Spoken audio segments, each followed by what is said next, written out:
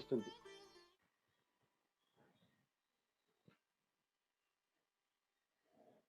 అమ్మా వర్షిని,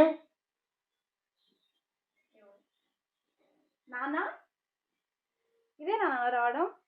రా నాన్న, లోపల కూర్చుంటూ. కూర్చుంటా కానీ ఇదే రాని స్వర్గం. ఏర్పాటు చేసుకున్నావు కదా, ఏడి మీ ఆయన? ఏం చేయాలి నాన్న, తప్పు చేసినప్పుడు శిక్ష అనుభవించాలి కదా. తను బ్యాంకుకి వెళ్ళాడు, కాసేపు అయినా వస్తాను నాన్న. మీరు రండి. అసలు ఈ ఇంట్లో ఎలా ఉంటున్నావు అమ్మా నువ్వు? అక్కడైతే మన ఇంట్లో ఇంటి నిండా నౌకరు కాదు, పాలేరోళ్ళు, ఎటన్నా వెళ్ళాలంటే కారు, కారు డ్రైవరు. అసలు నీకు ఎలా ఉండబోతుందమ్మా ఇంట్లో? నేను కూర్చోవడానికి నీ మర్యాదలకు రాలేదు.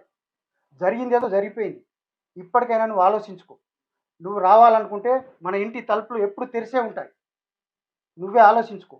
నేను వెళ్ళిపోతున్నా.